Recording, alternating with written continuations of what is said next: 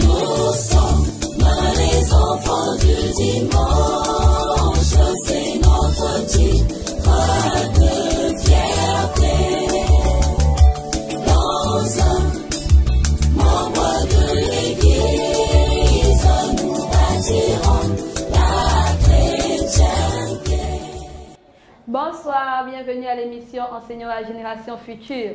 Ce soir, nous sommes heureux d'être avec vous. Nous bénissons le Seigneur qui nous fait la grâce d'être là ce soir. Nous bénissons le Seigneur qui prend soin de vous, de là où vous vous trouvez dans vos maisons, pour la santé qu'il vous accorde. Et pour ceux qui sont malades, nous prions le Seigneur qu'il vous étende sa main sur vous, qu'il vous guérisse, car il est le Dieu El Rapha, le Dieu qui guérit. Alléluia. Amen. Ok. Avant de commencer le thème de cet après-midi, nous allons d'abord passer un petit temps dans la louange. Et nous allons passer la parole à Tanti Waré qui va nous conduire dans ce temps de louange. Bonsoir. Bonsoir. Nous allons nous lever. Nous allons chanter l'amour de Dieu. L'amour de Dieu est si merveilleux. L'amour de Dieu est si merveilleux. L'amour de Dieu est si merveilleux. Oh, quel amour. L'amour de Dieu. L'amour de Dieu est si merveilleux. L'amour de Dieu est si merveilleux. L'amour de Dieu est si merveilleux. Oh, quel amour. Comment il est. Il est si haut qu'on ne peut le surmonter. Il est si bas qu'on ne peut le rabaisser. Il est si large qu'on ne peut le contourner. Oh, quel amour. Comment il est. Il est si haut qu'on ne peut le surmonter. Il est si bas qu'on ne peut le rabaisser. Il est si large qu'on ne peut le contourner. Oh, quel amour. L'amour de Dieu. L'amour de Dieu est si merveilleux. L'amour de Dieu est si merveilleux. L'amour de Dieu est si merveilleux. Oh, quel amour. Comment il est. Il est si haut qu'on ne peut le surmonter. Il est si bas qu'on ne peut le rabaisser. Il est si large qu'on ne peut le contourner. Oh, quel amour. L'amour de Dieu est grand comme ça, est grand comme ça, est grand comme ça. Il est pour toi, il est pour moi. Alléluia. L'amour de Dieu est grand comme ça, est grand comme ça, est grand comme ça. Il est pour toi, il est pour moi. Alléluia. Que je sois assis, que je sois debout, en train de sourire, en train de pleurer. Dieu me regarde et il m'aime comme ça. L'amour de Dieu est grand comme ça, est grand comme ça, est grand comme ça. Il est pour toi, il est pour moi. Alléluia. Que je sois petit ou déjà très grand, je peux aimer Dieu, lui offrir mon cœur. Dieu me regarde et il m'aime comme ça. L'amour de Dieu est grand comme ça, est grand comme ça, est grand comme ça. Il est pour toi, il est pour moi. Alléluia. Alléluia. Amen. Alléluia. Amen. Mon ami, que tu sois petit, que tu sois très grand, l'amour de Dieu est si grand pour toi, si grand pour moi. Jésus nous aime d'un amour éternel. Alors ce soir, nous allons voir la puissance de Dieu. La Bible nous dit que Notre Dieu est puissant. Il est celui-là qui fait au-delà de ce que nous pouvons penser, au-delà de ce que nous pouvons imaginer. Il est celui-là qui fait toutes choses bonnes pour nous, même lorsque c'est difficile, même lorsque c'est compliqué. Quand tu te demandes que, mais Seigneur, pourquoi ça m'arrive seulement à moi? C'est là où Dieu te montre sa puissance. Il est le Dieu puissant. Il est le Dieu victorieux, peu importe la situation dans laquelle tu te trouves. Alors, ce soir, je t'invite à prendre place et nous allons ensemble écouter la parole sur le thème de la puissance. Ok. La Bible nous dit dans 2 Rois 5, versets 1 à 19, que après que David ait tué Goliath, les années sont passées. Il y a eu beaucoup de rois, parce que David lui-même est devenu roi.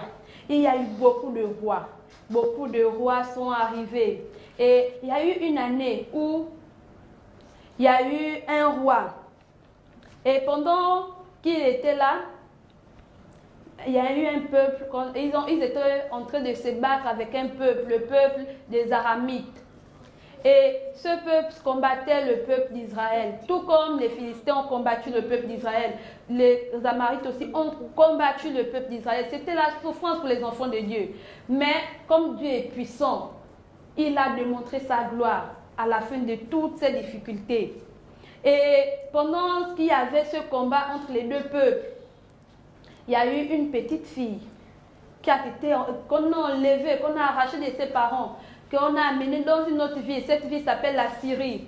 Elle est partie, elle était esclave là-bas. Une petite, elle est partie. Une esclave, c'est quelqu'un qui passe son temps à travailler chez les gens. Elle travaille, elle ne bouge pas, elle se soumet à tout ce qu'on demande de faire.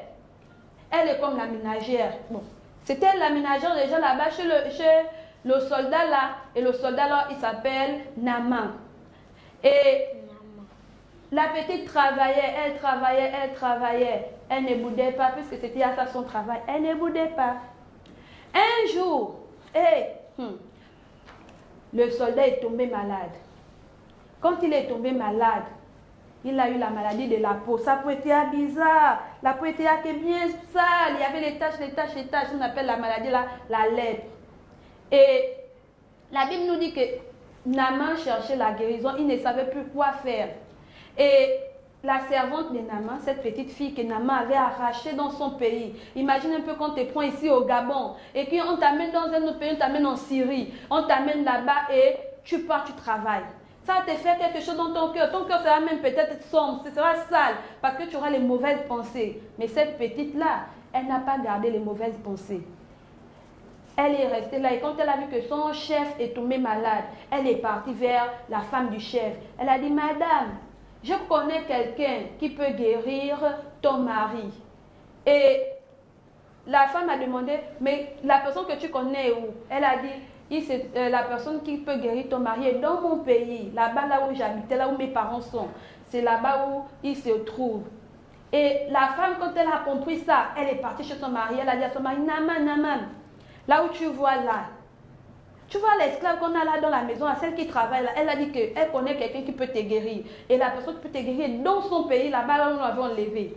Et là, comme Naaman cherchait la guérison, il n'a pas boudé, il n'a pas cherché à comprendre pourquoi il faut partir encore là-bas, dans un pays là où on a combattu, dans un pays là où on a pris l'enfant qu'on a amené ici. Naaman est parti voir son chef, le roi. Il a dit au roi, je suis malade et puis je dois me faire soigner. Mais pour me faire soigner, il faut que je voyage. Parfois ici au Gabon, là, quand les gens sont beaucoup malades, quand on est beaucoup malade là, on dit qu'on va nous évacuer, on va nous envoyer dans un autre pays pour aller se faire soigner. Donc le soldat aussi est parti. Il est parti dans le pays des Israélites. Et là-bas, il est allé trouver le prophète. Quand il allait trouver le prophète, il a parlé avec le prophète. Et le prophète lui a dit d'aller dans une rivière. La rivière là, c'est le Jourdain. Il est allé dans cette rivière. Le prophète a dit, tu pars à cette rivière, tu te laves, tu te trompes 7 fois.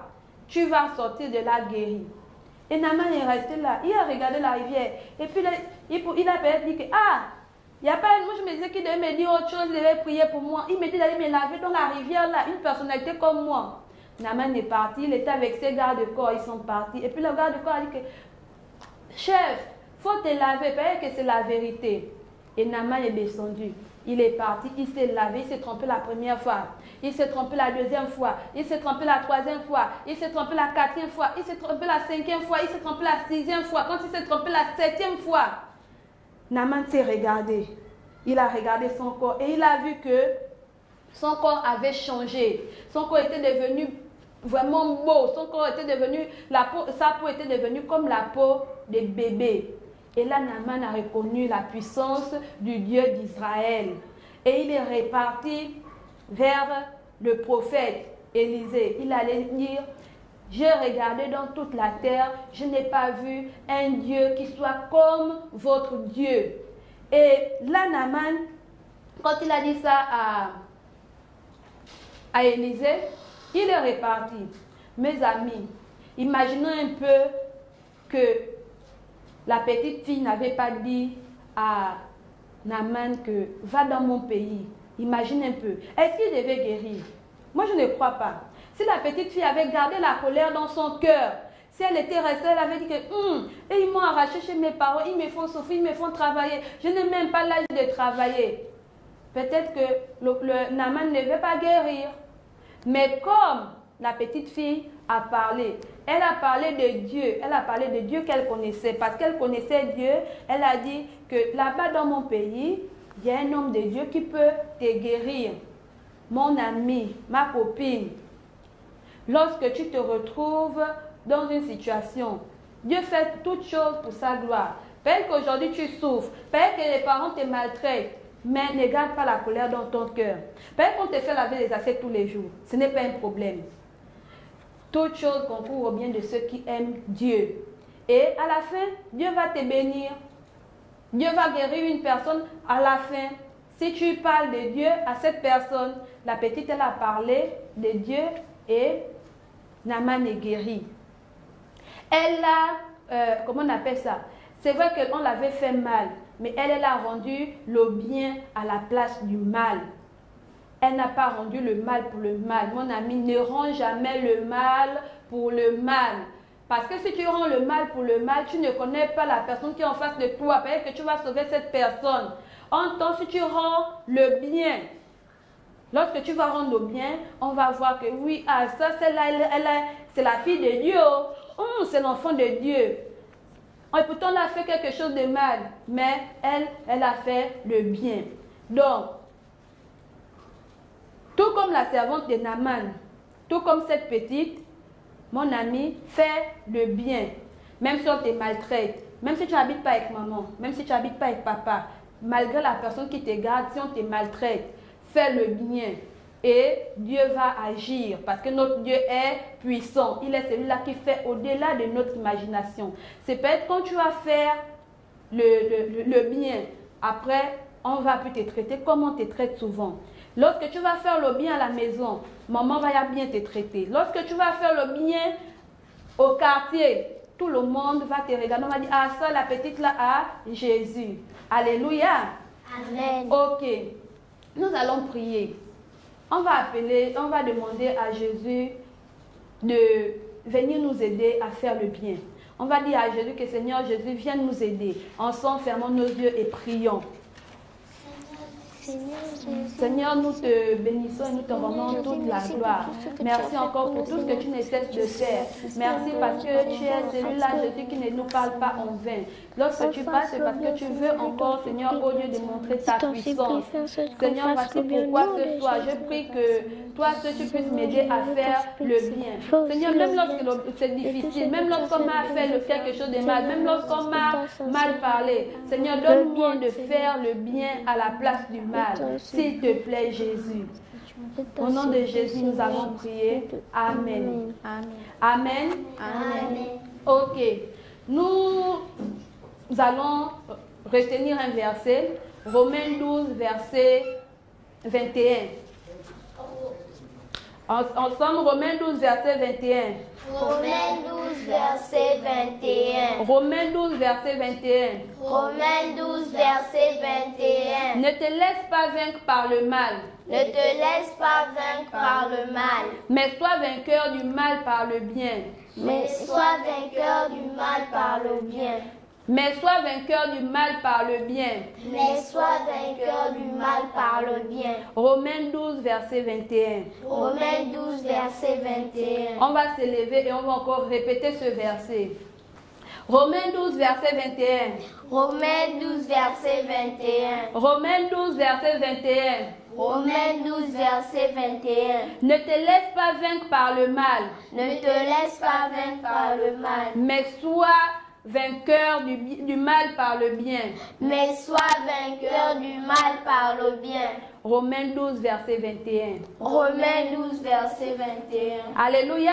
Amen.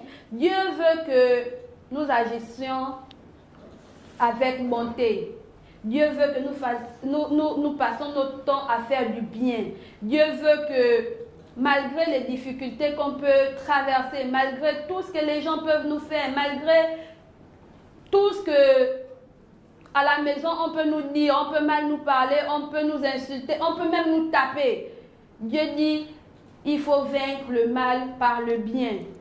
Et si tu as Jésus, mon ami, si tu as Jésus, lorsque on te fait du mal, avant de réagir, pose-toi la question de savoir, Jésus à ma place, qu'est-ce qu'il aurait fait? Est-ce qu'il aurait fait le mal ou il aurait fait du bien?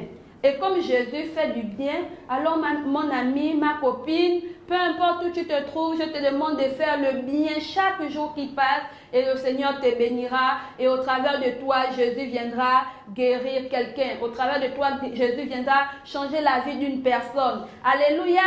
Amen. Comment est Jésus? Élevé. Alléluia. Comment est Jésus? Élevé. Alléluia. Comment est Satan? Petit, petit, petit comme ça. Comment est Satan? Petit, petit, petit comme ça. Comment est Jésus? Élevé. Alléluia. Comment est Jésus? Élevé.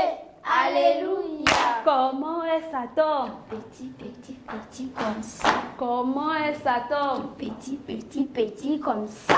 Alléluia. Amen. Ma prière est que Jésus soit toujours élevé dans vos vies. Alors nous bénissons le Seigneur pour ce temps passé ensemble. Nous nous retrouvons mardi prochain à la même heure. Nous faisons un coucou à tous les enfants du Gabon, à Tanti Pamela du côté d'Avambam et tous les enfants d'Avambam, à tous les enfants de l'école dimanche d'Avea, de Nzanyon. Nous vous aimons et que Dieu vous bénisse. Nous sommes les enfants du dimanche, c'est notre titre.